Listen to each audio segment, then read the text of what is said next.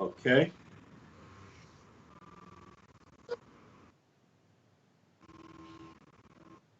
Did Well, we? I'm proud of Dolphin fans, Omar. I put up a poll. Could you do better than the GM over the last 20 years? And 72% said they could. So Yeah, of course. I'm pretty sure anybody could do better. if you said I couldn't do any worse, it'd be 100%, right? Yeah, I mean, it's not that they've done bad. It's just that they haven't done good. And I think part of the reason is the quarterback selection, the quarterback investment, the quarterback commitments that Well, they've made. that's 60% of a GM's job, if not more. That is a Get good quarterback. Yep, and they have gotten it wrong too many times. Now, Tannehill, the investment in Tannehill, that hey, guess you didn't build a team right around him, or you weren't patient enough. You should have waited 8 years. That's 7. The Patience Brigade. I Yeah, remember that. Dave's a little angry about that, Dave. I remember that. Yeah, it's like selling the stock a little bit too early, Dave. But Yeah. thing, who would even to this day right now consider Ryan Tannehill an elite quarterback, even though he's been top passer rating for the last 2 years? Like, What was the question? who would consider Ryan Tannehill right now a guy who's finished with the top passer rating for the past 2 years an elite quarterback? Like, if he were on the trade block right now, how many teams do you think would be lining up to get him?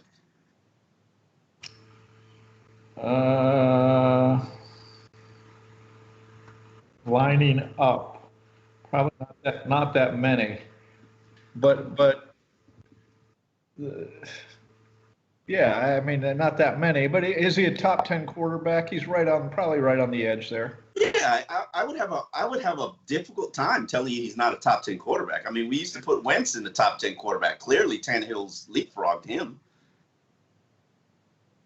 Wentz is a top 10 quarterback, not the last 3 years. I mean, I don't know if I can name 10 quarterbacks better than Ryan Tannehill. Let me try. okay. Let's give it the old college go.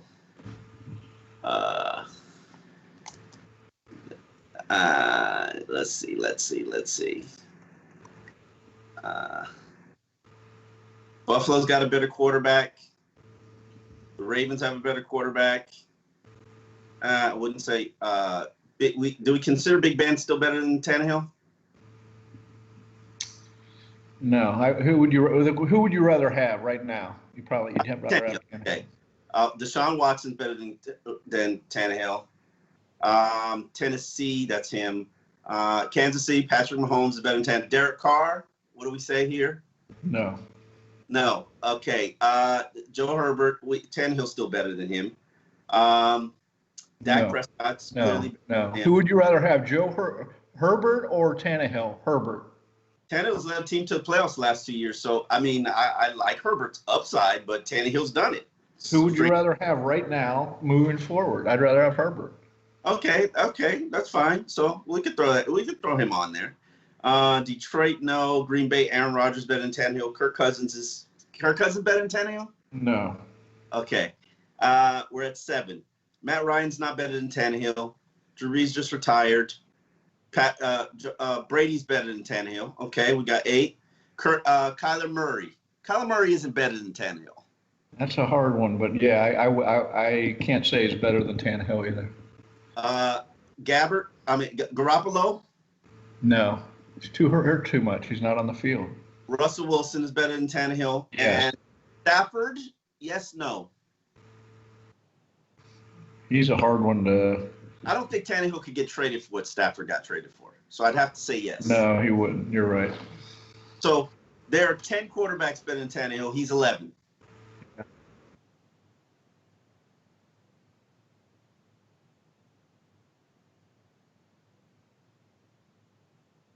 Right around there. Yeah.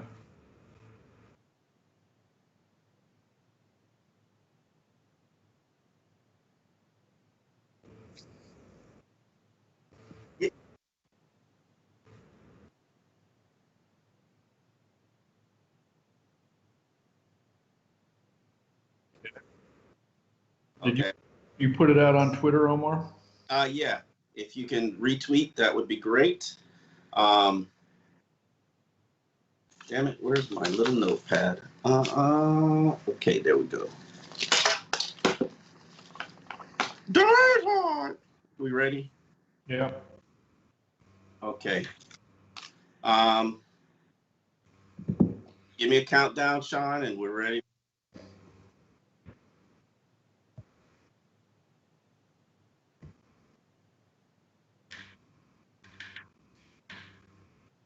Well, the shopping seasons for NFL teams began Monday, and deals are artificially becoming finalized at 4 p.m. on Wednesday, which means the league's new year has arrived. Happy New Year, Dave. Happy New Year. Happy New Year, Omar.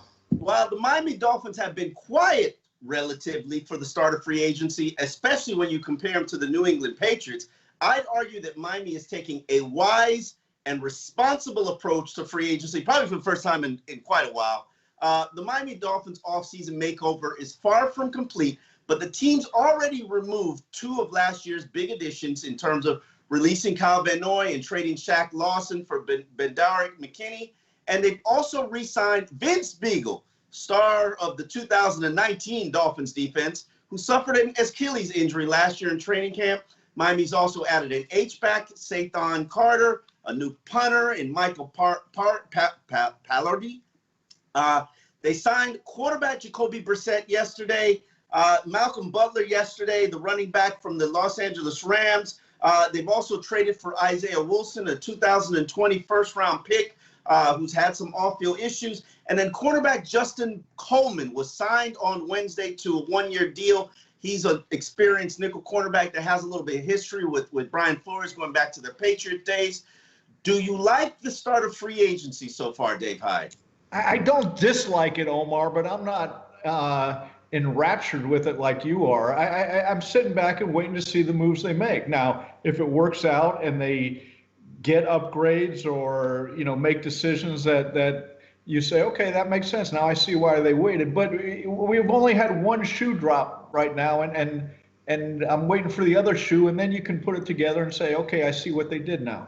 It's definitely not complete, but I think they have addressed a number of issues. Let's start with Jacoby Brissett, backup quarterback. He's had experience as a starter with the Colts. Wasn't dynamic, but it was decent. He's proven that he's an NFL caliber starter. He's coming here to back up Tua Tagovailoa. And then the additions of Bendarek McKinney, who's going to be that inside linebacker, who probably will replace Elandon Roberts. Now, the question is, what do they do with the edges? I like the trade of Isaiah Wilson. He was a player when I evaluated the 2019 draft. I had him rated higher than Austin Jackson, even though he is right tackle only. So it'll be interesting to see how this plays out. But let's start with the quarterback, Jacoby Brissett. How do you feel about that deal, Dave? I think that makes sense. I mean, they needed somebody. Okay, we're going with Pile A here, Plan A. Two is the quarterback. You would want a veteran quarterback behind him to help him out. And Jacoby, and you want someone who's not better than Tua, which was Ryan Fitzpatrick's problem. Okay. Always scared of QB competition. I know there isn't going to be a QB competition, but it doesn't bother me. Competition raises the ante for everybody. Let's talk about some of the losses and departures. We've got Davin Godchaux, who signed with the Patriots, 2 years, $60 million deal. Kwamu Greer-Hill, 1 year deal with the Houston Texans. And then Ryan Fitzpatrick. Fitzmagic is going to compete for the starting job in Washington, Dave. Are you excited for Fitz? Yeah, I am. I'm happy that he's going to a place where they need a starting quarterback, and they have a pretty good team, a playoff potentially caliber team around him. And so he's going to get a chance to win. And, not just win the job, but go to a team like he didn't with the Dolphins 2 years ago when they were tanking. Well, he came to them. He's actually taken a step up, and he has a chance to win. And team number 9. And I'll say this about Fitz. He came in here, and I thought he was nothing, a journeyman quarterback. I get it. He's just the bridge to tomorrow. And he became a great show to watch and a great person to listen to when he talked and the way he led the team. I don't think I've been more surprised by a Dolphin player in the time I've been around the team. Let's get to our first question, which comes from Chris. Does this wave of free agency make you feel better or worse about Chris Greer as general manager? I'm neither. We're not. We haven't. They haven't made decisions. You know, a year ago, everybody was jumping up and down. Mm-hmm. Not you, Omar, but let me put that: the 85% of the people. Look at they got Byron Jones, they got Kyle Van Noy, they filled this hole, they filled that hole.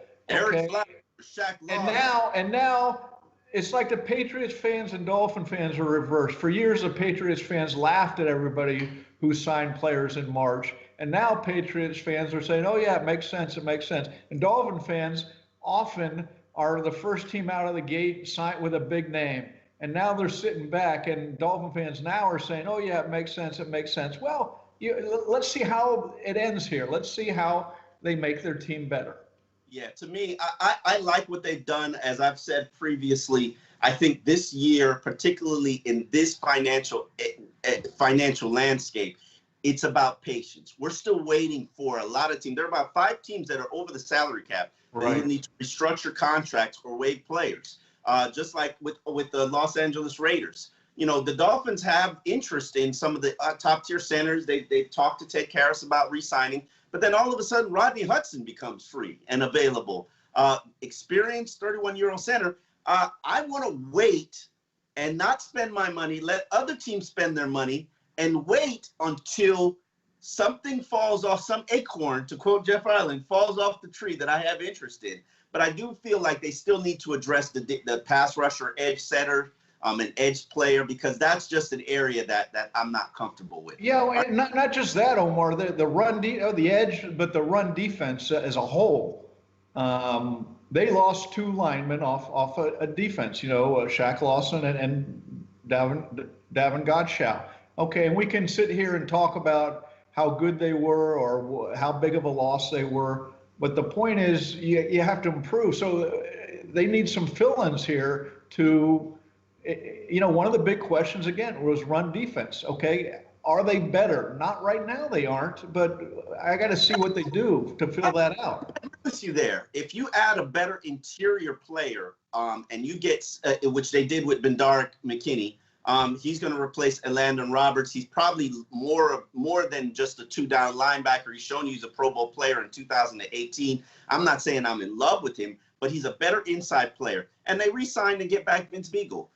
Right now, Vince Beagle and Andrew Van Ginkel are the 2 edge guys. Do I need 2 more edge guys and better edge guys? Absolutely. Probably do I need another defensive tackle to enter that rotation? Yes, but we're also got to factor in Raekwon Davis, who I would say was a top 5 defensive player last year when he finally got into the starting lineup. He should be taking that next step as a second-year player. Christian Wilkins should be taking that next step as a third-year player. Emmanuel Ogbah, second year in the scheme, should be taking that next step. So it'll be interesting to see what happens with this defense, but I do agree with you. They got to address the edge positions. Our next question comes from Jose, who wants to know, and this is a good question, Dave. We talked about this a lot. You've got $10 million to get 1 player. Who do you go get, Dave? Well, I answered Rodney Hudson. The question is, do you have to spend all that $10 million? You know, we are to a point in free agency where the big money is being spent. Now, there are still big receivers out there, Galladay. So I'm curious to see the market for them. Nelson Aguilar signed for the Patriots. The headline was 2 years, $26 million. But let's be real. The salary cap number is $7 million. Okay, so it's low in the first year, but yeah. You can play all sorts of games with good accounting. Okay, and the Patriots did have good accounting there with how they squeezed everybody and still have a lot of money left. So $10 million. I said Rodney Hudson. Little scary. I'm signing him 1 year, $10 million, because he turns 32 in July. Okay.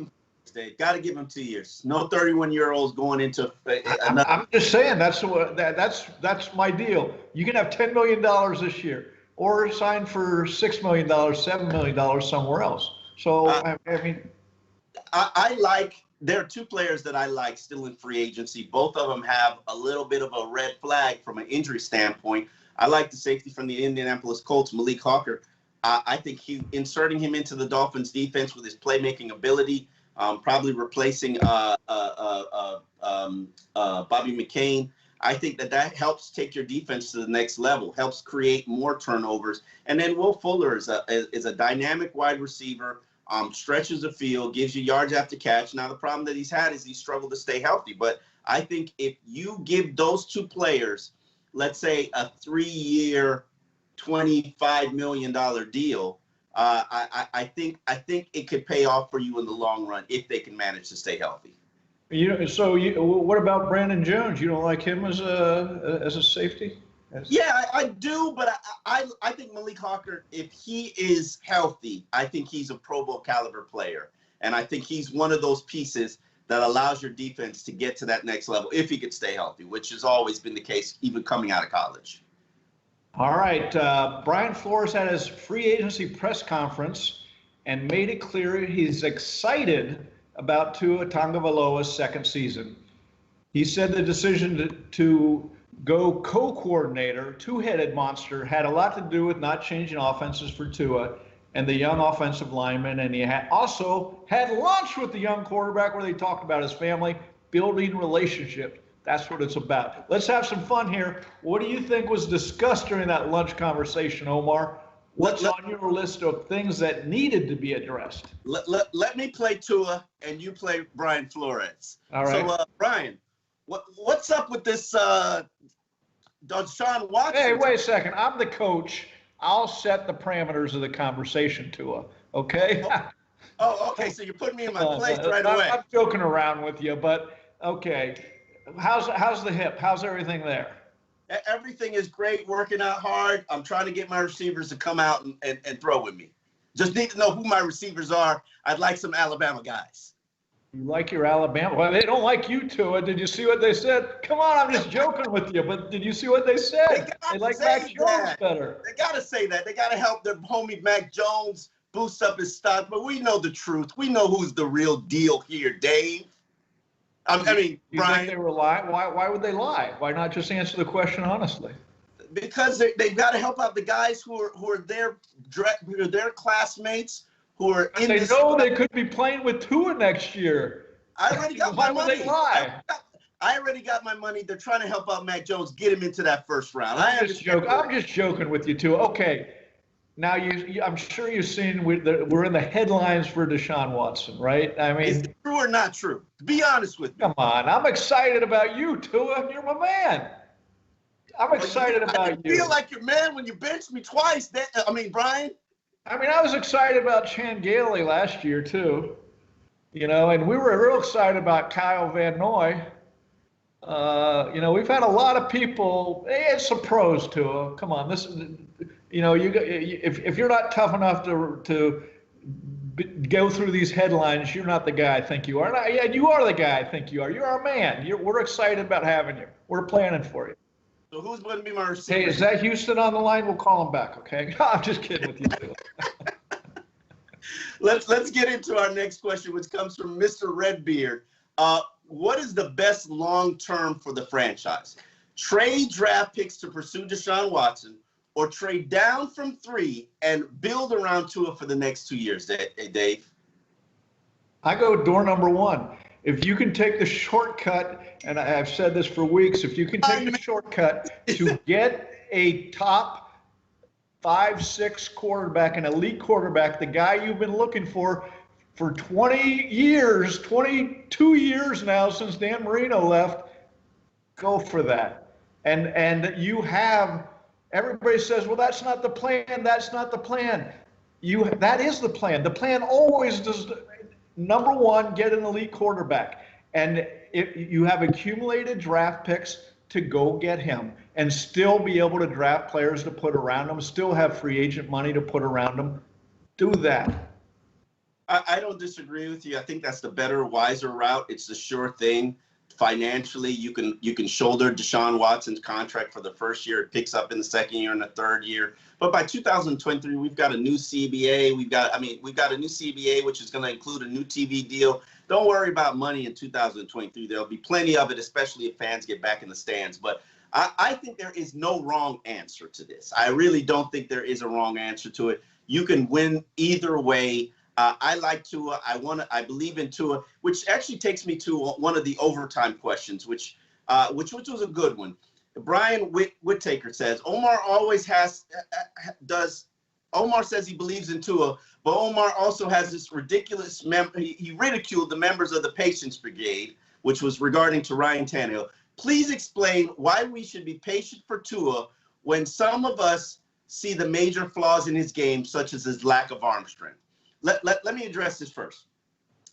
While it would have probably been beneficial for the Dolphins to have waited an 8th year for Ryan Tannehill to finally become the quarterback that you see with the Tennessee Titans, exactly what is the upside? And keep in mind that he's playing with the best running back in the NFL, a bruising offensive line, and so it's a perfectly suited team around him. Hadn't the Dolphins tried for 8 years to build a perfect team around Ryan Tannehill, and it just didn't work? So I'm fine with moving off Tannehill. I like Tua. I believe in Tua. And 1 year where he delivered a 5-3 record, and yes, the play was a little bit uneven, but from a rookie standpoint with no offseason, as Brian Flores continues to point out, coming off a hip injury, he's going to get better. And yes, arm strength is an issue that I have noticed from training camp, but that could have just been the first year coming off that potential career-ending hip injury. Maybe he gets it back. I'm patient enough to give him at least 2 more seasons to see where he is.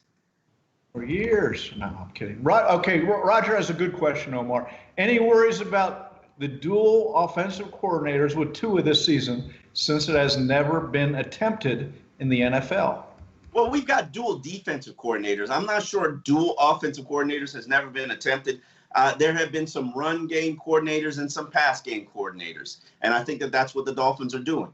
Right now, I am fine with Eric Studesville getting more influence and more say, because I've been very disappointed in the Dolphins run game and the offensive line productivity for years now, probably since what was the back, Jay Ajayi.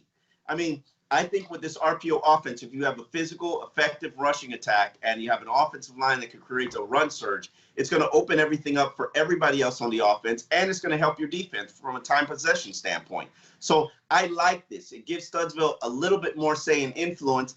And Dotsey has offensive coordinator experience and play calling experience, and he's got experience working with quarterbacks. He's a former quarterback himself from Georgia Tech. So I think that it can help. And honestly, even though this is the 3rd offensive coordinator decision that Brian Flores has made since joining the Dolphins in 2019, I trust his judgment on this. He knows more than I do. Yeah, I hear what you're saying, Omar. I don't know if it'll work out. We don't know enough about these guys to say, oh, yeah, they're brilliant offensive minds, and here's their track record, and here's what. See, maybe they're the next great offensive minds in the NFL. Maybe this thing just falls apart. And a year from now, they're getting they say, you know, this isn't working. We need to go out in a quarter. I do know this. If I'm Deshaun Watson looking in, I'm saying, who are these guys that I would go work with? And is that something I feel comfortable with doing when you know, two-headed, what's going on there? And I don't really want to step into a situation where, I'm not saying he's thinking that. I'm just saying that that would be a question if I was Deshaun Watson. It's no better situation than what the Jets have. And I think the Jets are the main competition, or at least the team that Miami's concerned with getting Deshaun Watson. I think the report San Francisco and Shanahan out there is a proven a good offensive mind. So that I'm just throwing that out there. I don't know about these coordinators. I don't know if this will work. Neither of them has enough of a track record of being a coordinator to say, actually, oh yeah, they're great offensive minds. Dotsey has a track record. It's just not a very good one, even though plays calling taken away from him. I mean, but that was 1 year. That's not. Osweiler was also his quarterback, so let's let's put this in perspective. All right, Chief E wants to know, do you want to draft a backup quarterback or sign one, and who should you want? Now, this obviously was written before the news of Jacoby Brissett signing with the Dolphins, but they're going to need a third quarterback, possibly, and the question is, what do they do, Omar? I like the signing because he knows Brian Flores. Brian Flores knows him, so there's some familiarity there. I thought that it would have been a wiser approach to go into the draft and select one in the second day or fourth round. The Kyle Trask, so Florida quarterback, I'm really fond of. Kellen Mond, who I was really impressed with at the Senior Bowl, Texas A&M, young athletic guy. Jamie Newman, I wasn't really impressed with him at Senior Bowl, but I went back. I watched his Wake Forest film when I was evaluating players probably 2 years ago or last season, and he's a quarterback that I have a lot of respect for. He's a later round draft pick. I still wouldn't say it should be ruled out that they shouldn't draft a young quarterback because honestly, you never know, and I think there's no harm in having three quarterbacks, one who's young enough so he can be developed. Yeah, you have a lot of draft picks. Somewhere in there, take another quarterback. Okay, that would be my idea. And put it later. Let's do it later so that they can put him bouncing back and forth on the practice squad. I mean that's the idea that he's gonna sit for certainly the year, but you're grooming, hopefully developing somebody because you've seen how difficult it is to get a quarterback. So we've talked about this: draft a quarterback every year. That should be one of your pillar theories in running a team. So the Miami Dolphins put out a public service announcement last week, Dave, announcing to the league that they are, as long as they're in the realm for a top 10 player, they might be interested in trading away their number 3 pick. So that sounds like Miami saying, hey, you want number 3, you have an interest in a quarterback, make me an offer. How do you think Miami can maximize their value of the number 3 pick? Should they hold on it until Houston blinks, waiting for Deshaun Watson trade? Or should they move now, Dave, and trade the pick for a QB-thirsty team trying to jockey and get into the third spot?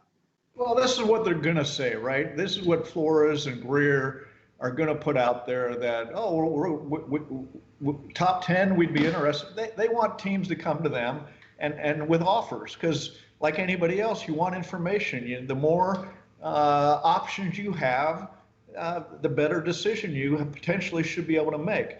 My question is this, and I get the reason, and I understand the temptation to trade down, and I might do that. I might, if you can pick up, because the more draft picks you pick up, yes, especially higher, you're throwing darts at the board on some level, and the better chance you have. My question is, what do they rank the third player in the draft? Who is it, and where do they rank him? Where do they see him being in his career? And I come back to this.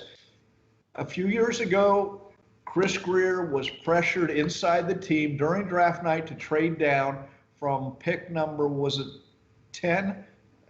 10 or 11, 10, I believe. And he said, no, the guy I want is there. It was Minka Fitzpatrick.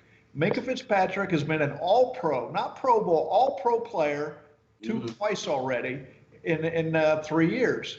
And none of them for the Dolphins, of course, but the idea, he picked the right player. That was a great pick. If you can get an all-pro player right out of the gate, basically, of his career, why would you trade back? And so that's the question for Chris Greer. What is the level of talent do you think you could get with the third pick? If it's not somebody like that, if the level of talent is comparable to what you would get at 8, say, if you trade back to Carolina, which people are talking about, then trade back. But that's his decision. When I look at this draft, there are just not enough upper echelon, elite, can't miss studs in this draft. And part of the reason that complicates it is because of COVID impacted college season, where so many players, Penei Sewell, Jamar Chase, they sat out the season. You didn't get to see them take that next step. Greg Rousseau, maybe Greg plays a season his junior season and puts up 15 sacks. That would have cemented him as a top 10 selection. But right now, it's just so murky. You can't even see these guys at the combine. You can't do medical checks with them. You basically are limited to what you can do at their pro day. So there adds so much more mystery into this draft. I think that there's a risk factor higher than the normal risk factor, which means the normal risk factor is 33% of your draft will actually hit. I think this season you're probably dropping that percentage to about 25%. No, but come on, we're talking top 10. We're talking the top 8 picks. That's not 33%. Oh, that's 30% of first round picks. First round are hits. First round, but not top 8. Yeah, okay, not top 8. But I think that you're better off trading down, getting more selections than having higher selection. I think the caliber of wide receiver that you can get at 3 will be the same caliber of wide receiver you can get at 8.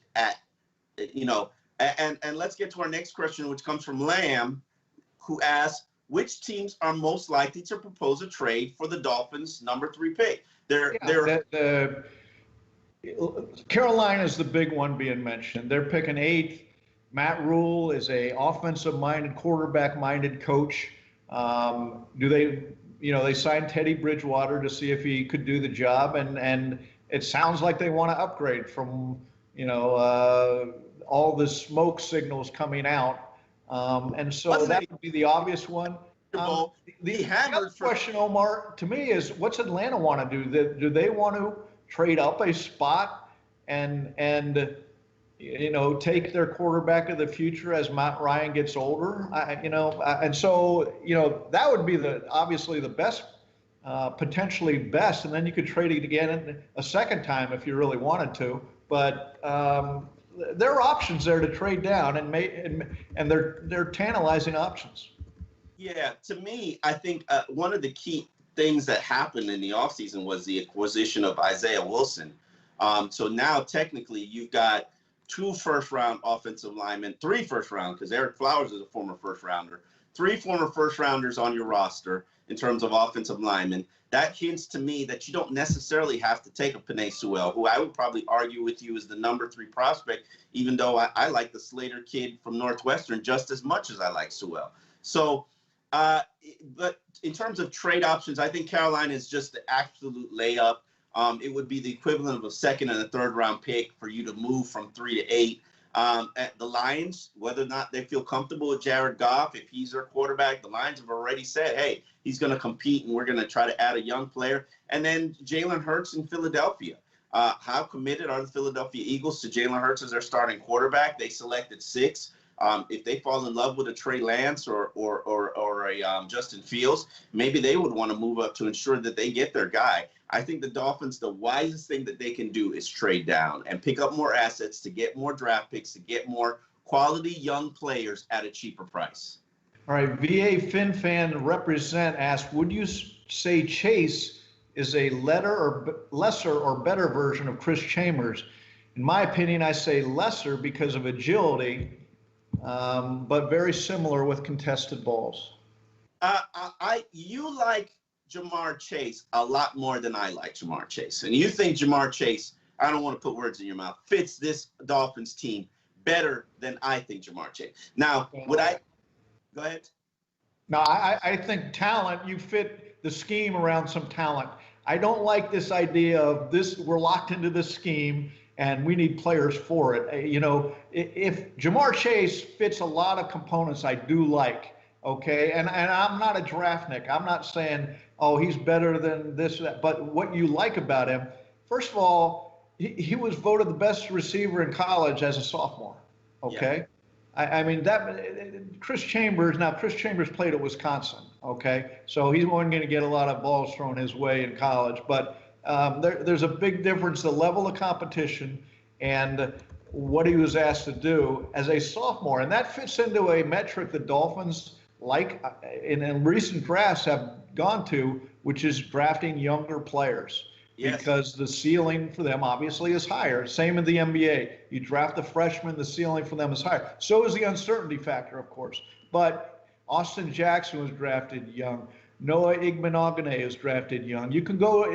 There's a pattern developing with their drafts that they'd like to draft players and get the higher ceiling. Chase would fit that. Now, would you rather have him at 3, say, I'm throwing out there 3, or Devontae Smith at 8, or Jalen Waddle? That's Chris Greer's decision. He's got all the information, all the health, all the makeup, all the numbers, talked to all the coaches, including Nick Saban. And so, this is what he wakes him up at 3 o'clock in the morning, I'm sure, thinking about. Yeah, as I said, I think Jamar Chase is going to be a very dynamic receiver in the league. I think he's an alpha receiver. He's a tremendous split end, a great upside. The problem that I see with that is the Dolphins already have 2 players exactly with his skill set in Devontae Parker and Preston Williams. And I have a higher opinion of those 2 receivers than a lot of Dolphin fans and a lot of media members. I think that they have the potential to be 1,000-yard receivers. If they stay healthy. When have they stayed healthy, Omar? They got to get on the field. Devontae gave you 1 season healthy. 1 out of 5. All right, fine. But they need to make this offense and this run after this RPO offense work. They need a rack receiver, and that's Waddle. That's Devonta Smith. There's a line of them in this draft. That's the deepest position in this draft. So I don't necessarily need to address it with my first pick, which is why I'm more comfortable trading down. I'll trade down as long as I stay in the top 10 and pick up Waddle. I don't disagree with that thinking, Omar. The question's going to be, I think a little tip-off might be, do they go get speed right now in free agency? I would, right? I would, because you got to cover some bases here in free agency, and especially if you get some speed. I haven't seen them do that. Well, if you look at Chris Greer and how he's operating, and even the moves that they've made, Justin Coleman adding another nickel receiver, Isaiah Wilson adding a reserve offensive tackle to replace Julian Davenport, replacing the punter to get cheaper. Then Derek McKinney adding an inside linebacker, a running back, Malcolm Brown now adding a third running back to the arsenal, backup quarterback. He's going into free agency addressing every need so that he can pick the BPA and draft. That's his approach been for 5 years. That's every team's approach, though, isn't it? Try to cover yourself so you're not desperate for a position, right? I mean, what they've got right now is possibilities in free. Maybe Isaiah Wilson. You keep repeating like he was a first-round talent. He was taken in the first round. No team wanted to give up a 7th-round draft pick for him right now after all his problems. So there's some work to be done there before you get to that first-round talent. Maybe you do, maybe you don't. That it was worth the risk, but it's not a sure thing. Our final program question, we're going to take some overtime X's and Omar questions on the chat, but our final question that's logged in here is, what's the first position that will have a run in this draft, receiver or offensive line? Let me begin by addressing this. I think it's not going to be receiver or offensive line. I think the first run in this draft is going to be on the pass rushers, on the edge players, the Gregory Rousseaus of the draft. And it'll be interesting to see if UM has 2 players from the defensive line selected in the first round, because that's certainly a possibility with Jalen Phillips. There aren't many edge players in this draft, which is why I'm surprised that Miami hasn't addressed that in free agency, even though the price is basically $15-16 million a year, which I would be uncomfortable playing. But I do believe that wide receiver is a deep position, which might encourage teams to not spend early on it in terms of the Jamar Smith and Jalen Waddle. I think you can wait till day 2 to pick up a very competent, quality slot receiver, run after catch receiver, spacer. But offensive line, I'm a big offensive line guy, Dave. That's not a big secret. I think there's always a premium of offensive tackles in draft. So these 2, Penei Sewell and Rashawn Slater, I think they're going to go top 10. I said something on Twitter, and I do stand by it. I might like Rashawn Slater, the Northwestern offensive lineman, better than Penei Sewell. And while I think both are going to be studs, Sewell has athleticism that hints to me that he can be a guard and a very good guard. He could be an elite player, all-pro player at guard. I'm not sure he's going to be an all-pro player at tackle. And there's no shame in that, because I believe that if you can get a quality guard, I know Dave's not drafting a guard early, but if you can get a quality guard, I think you're going to win in this league. Yeah. The obvious answer to the question, what's the first position that will have a run in the draft? Quarterback. The first 3 picks are going to be quarterback. There'll be another quarterback taken probably in the top 10, and there could be 5 quarterbacks taken overall. That's the big question, too, as always in a draft. For instance, New England. Does New England get in the position, A, for Deshaun Watson, which would blow this offseason out of the waters if they trade their whole draft for Deshaun Watson?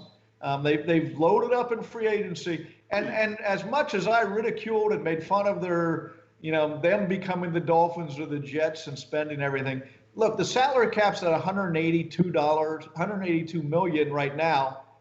It's going to be blowing up in the next couple years. It was, in a normal year it would be about 200 million now. In a couple of years, it'll be 220, 230. So all this idea of saving money and being principled with your money that the Dolphins are doing, and I get why they're doing it. This isn't a criticism. It's an observation. Is it really that necessary considering where the salary cap is going to be in a couple of years? So if they're doing it out of, they don't think the value's there, I get it. But if they're doing it to hoard their shekels and save them for another day, it really doesn't make any sense. So again, I'm waiting to see where the free agency leads to in the next couple of days or the next couple of weeks, possibly with the Dolphins. Yeah, let's take some overtime questions, Dave. Quick hitters. Carlos asks, who would you want? Clowney, Reddick, Carlos Dunlap, Melvin Ingram, who to address this edge position? Who you want, Dave? I'll tell you who I don't want. I don't want Jadeveon Clowney. Okay, and that's possibly on the Dolphins' radar because remember a couple years ago when they were trading Laramie Tunsil, one of the names that came in was Jadeveon Clowney. Flores and Greer met with Clowney, not at Dolphins facilities as was reported at the time, but they did meet with him and they couldn't talk him into coming to the Dolphins, and he ended up in Seattle. Okay, so there's some interest there, but look what he's done. In Seattle, 13 games, 3 sacks. Last year with Tennessee, 8 games, 0 sacks. He is a guy who is always, you look at him and you say, he's great, he's great, he's great. And then you look at the end of the year, look at his stats. He's never been in double digits in sacks. Never. 7 years. So, I mean, buyer beware. I am a Melvin Ingram guy. I know he's coming off a knee injury. I know he's 31, but he's that proven threat off the edges. I think he fits this scheme quite well. I also like Carlos Dunlap. I think he's a quality. Both of these are 30-year-old off a defensive lineman, and I think there's no shame in that. You give him a short-term 2-year deal, see where it takes you. 2 years, I put it price at about $8-9 million a year. Give him the same deal Emmanuel Ogba signed. This comes from Nathan. Do you think the fans are frustrated and angry that Miami hasn't signed anyone in free agency? I think they've signed. They've added 1, 2, 3, 4, 5, 6, 7 players and re-signed Jason Sanders. I think that's pretty much active, Dave. Is that not active? No, it's not active, Omar. This is bookkeeping that they're doing.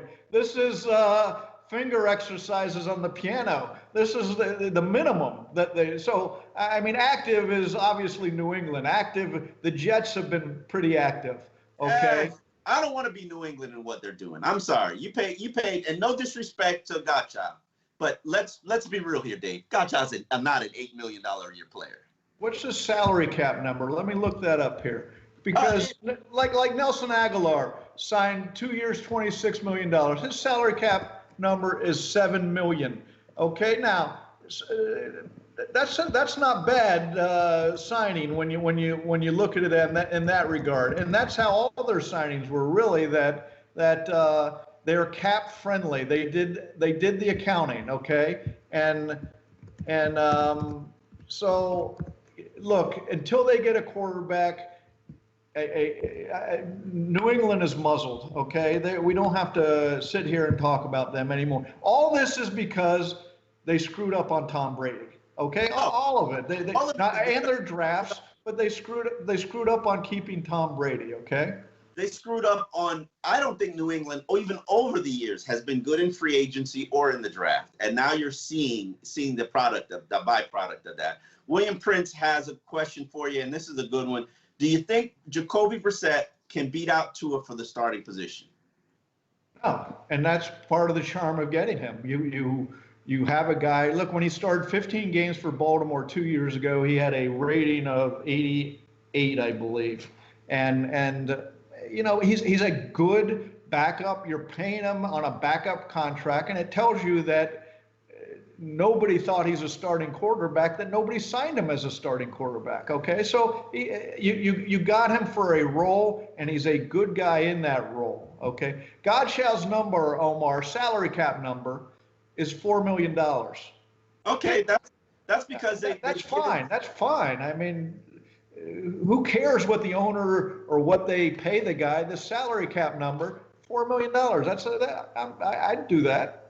Okay, and then the next year when he's cut, so it basically it's a 1-year deal, because if his salary cap is $4 million, he was given a hefty signing bonus, and he has got a low base salary. So that means why do you care about the owner's money all of a sudden? Oh, I don't care about the owner's money all of a sudden. I just think they're spending irresponsibly, which is cool. They've just thrown off the tight end market with Jonnu Smith, and they've inflated it. And the tight end that they signed, the other guy, Hunter Henry. They just basically made Mike Gesicki a $12 million a year player, which, you know, you could feel some type of way about that if you're Miami, because they've just thrown the tight end market out of whack. But hey, that's. Remember, the salary cap is going up. This is a odd year because of the pandemic. It went down 8%. Okay, in 2 years, all these $40 million contracts for quarterbacks won't look so inflated, so bloated on the salary cap, okay, when it's up to 230 and going north. And so, yeah, I get, look, if I'm Mike Gesicki, I'm saying, okay, my time.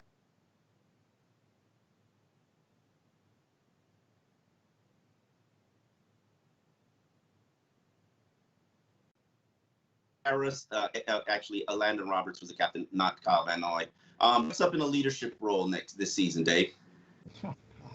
The leadership role. I hate, we are so David Howard on the roster. Okay, they need 5 or 6 of Pro Bowl caliber players, and they'll find their leaders among those guys. Okay, the leader's the guy who in the huddle everybody knows is going to make the play. That's the leader. Tua definitely has to step up and be a leader, especially with the absence of Fitzpatrick. Definitely the offensive line needs a new leader. Jesse Davis was the captain, but depending on what they do at center, and Bobby McCain is the leader of the defense. Christian Wilkins is a leader of the defense. Jerome Baker is a leader of the defense. So Eric Rowe is a leader of the defense. I think they'll be fine. You're right. Add better playmakers. Add more impactful players. Like, there needs to be more Xavier Howards on that team as opposed to leaders and captains. But it'll be interesting to see where this goes. X's and Omar will be back next Wednesday at noon. You can find us on any site where you stream your podcast. The segments will be posted on the Sun Sentinel page. And if you have more questions, you can ask them with an X's and Omar hashtag, and we'll use them for the Sun Sentinel's Q&A segment. Dave, always appreciate your time. Appreciate those who came to watch. We will see you next Wednesday at noon.